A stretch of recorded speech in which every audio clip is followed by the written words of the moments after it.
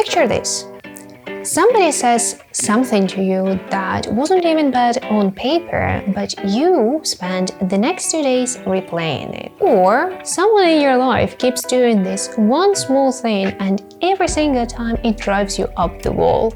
And if you're being honest with yourself, your reaction is way bigger than the moment actually warrants. And it's because your triggers are not random. They're actually one of the most useful pieces of information you have about yourself. That is, if you know how to read them. So I want to talk about what your triggers are actually telling you and how to start paying attention. This is something humankind has been writing about for a long time. Jung even had a whole framework for it, and you've probably heard the term shadow work floating around, and this is exactly what I will be talking about today. I'm planning to create a whole another video on the deeper shadow work framework, but for now I want to keep it grounded in everyday experience, because truth to be told, you don't need to know all the theory to start using this, you just need to start paying attention. The basic idea is this. The things that trigger you are usually not about the thing itself. They are about a story you're telling yourself, either about yourself or about the world around you that you have not looked at. And the trigger is your nervous system flagging that story for you. It's basically pointing and saying, hey, look here, there is something here. That story is usually what people refer to when they use the term shadow.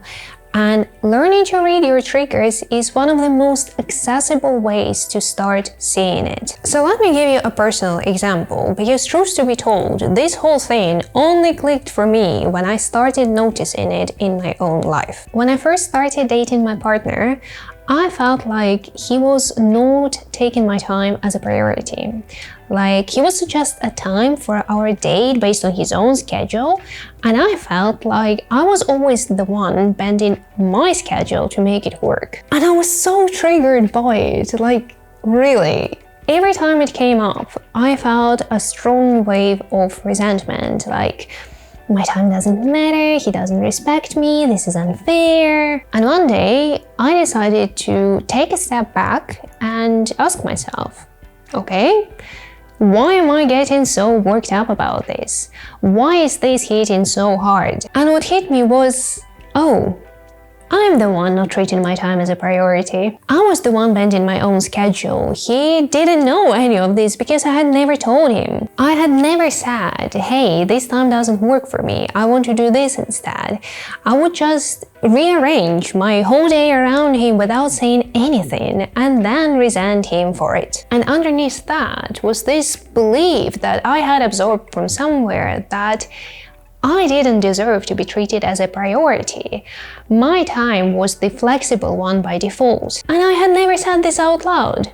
Not to him, not even to myself. It was just running quietly in the background, making me miserable every time the scheduling thing came up. So I started saying what I actually needed. Hey, I can't do this day or that day, here's my schedule. And you know what? Nothing horrible happened. He just adjusted. Turns out he had never expected me to bend my schedule in the first place.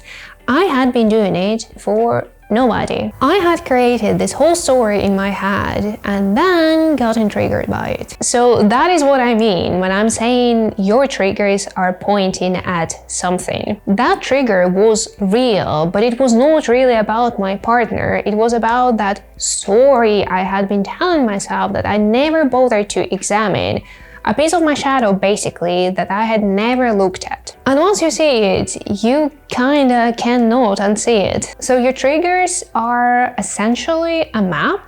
They're showing you places inside yourself that need attention. So let me walk you through 3 patterns to watch for, because there are different kinds of triggers and they point at slightly different things. First, the story about yourself trigger. This is what my schedule and challenge example was.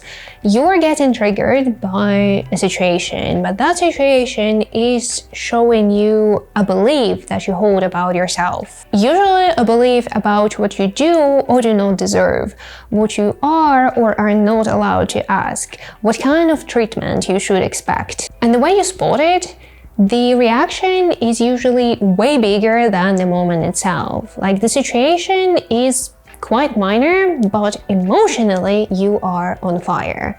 That is the sign. Second, the quality in other people trigger. This is the one where someone in your life has a certain quality, a certain personality trait, and it just drives you up the wall, like every single time. And you have probably heard some version of this, that the things that bother you in other people are usually things that you have yourself. And it's partially true, but I want to add some nuance here, because it's not always that clean. Sometimes the thing that bothers you in someone else is a quality you have, and sometimes it's the opposite. It's a quality you wish you had. Let me explain. A classic example is when people, especially women, get triggered by other women who are visibly confident. Women who dress bold, who are vocal about their careers, who are not afraid to take up space. There's always a chorus of people who have to comment, have to say something. And usually, if you look closely, these people, and again, quite often it is women, they are reacting from somewhere personal. They have absorbed the belief that women do not deserve to be bold or loud or taking up space. So when they see someone else do it, it short-circuits something inside them. So it can go either way.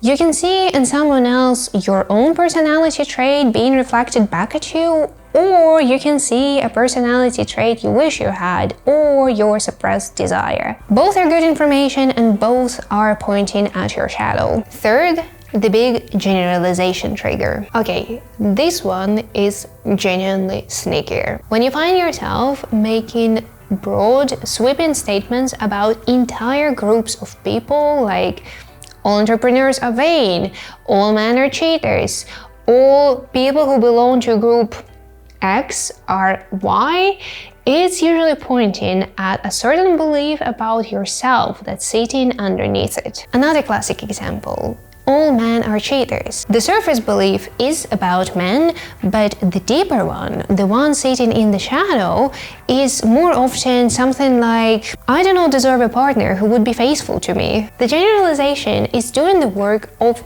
protecting that belief from being looked at. So if you get yourself making a really big generalization, especially one that comes with a lot of emotional charge, it's worth asking yourself, okay, am I actually saying something about myself here? And before I keep going, I want to be super clear about one thing. Shadow work does not replace social justice. I don't want you to take what I'm saying to mean social justice doesn't matter, or it's all in your head and everything else is just a byproduct of it. It's more complex than that, okay? The real things are real. There is a lot of unfairness and injustice in the world. None of that is gonna go away because you start looking inward. But at the same time, shadow work will make your own life easier. It helps you protect yourself.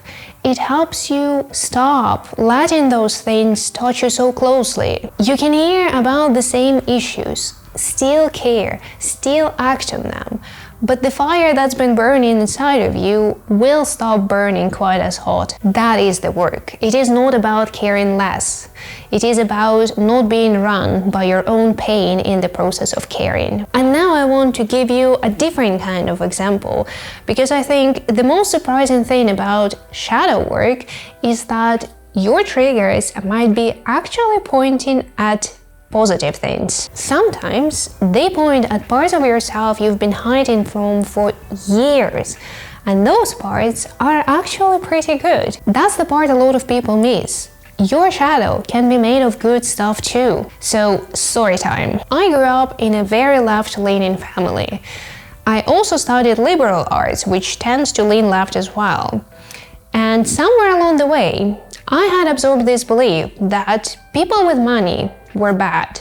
Like, Plain bad. Whether it was a billionaire, a millionaire, or just someone who had a successful small business did not matter. I had this generalization that entrepreneurs and business people were just vain, shallow people who only cared about looking successful. Meanwhile, in my actual work life, people kept telling me that I had a really strong skill set for this stuff. I learned fast, I noticed opportunities, I had leadership qualities, I got asked to take on lead roles in my mid-20s. And every single time someone said something like that, I would just brush it off. Yeah, but I don't want to be one of those people. Those people are vain, and I'm not like them. And it took me until last year to finally stop and ask myself, wait, why do I believe that?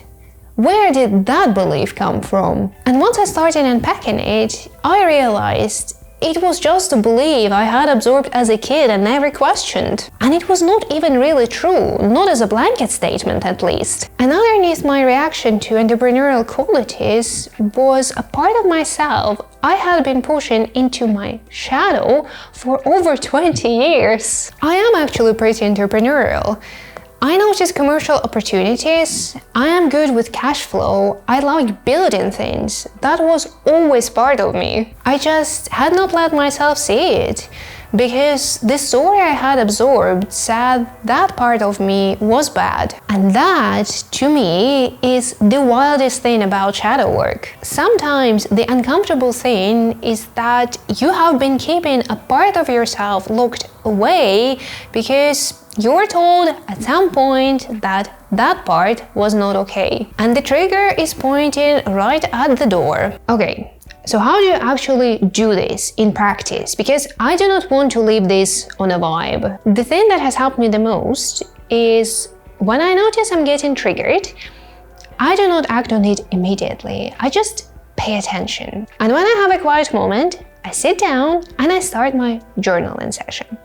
And what I do is called automatic writing. That is, you write down every single thought the moment it pops up in your head until you hit the root cause of your trigger. The first answers will usually be the shallow ones, the surface level reasons, so I keep asking myself, but why? Why does it bother me? Why this? Why not that? And I want to flag two things to watch for because I don't hear it being mentioned that often. One, at some point, you will hit the thought that you really do not want to write down. Like you will get an immediate reaction to just leave it as it is, go and have a cup of tea, take a bathroom break, scroll on your phone, whatever. That urge to bail is usually the sign you're getting closer. Push through it if you can. Two, when you do get to the real reason, your body will tell you. You might feel like you're about to cry, you might get goosebumps, or you might get this reaction that, no, that's not it, that's not true. That denial response is actually a really good signal. If you write something down and your immediate reaction is to deny it, it usually means there is something there worth looking at. And here's the part where that old story will start losing its grip. A lot of the time, when you finally land on the real reason, it's going to seem kind of silly, like in my example with this scheduling issue. The real reason was, I had decided somewhere along the way that I didn't deserve to have my time prioritized.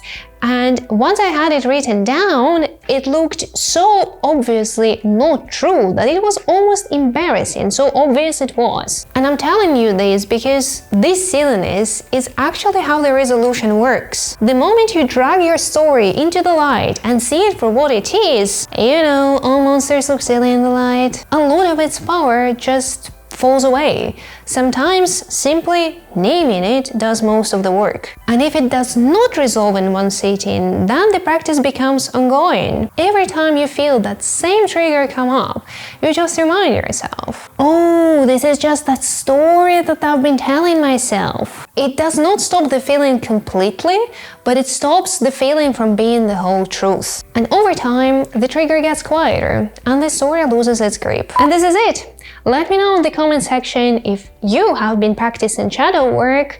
Like and subscribe to this channel if you found this video useful. And as always, I wish you a great day and I will see you next time. Bye bye!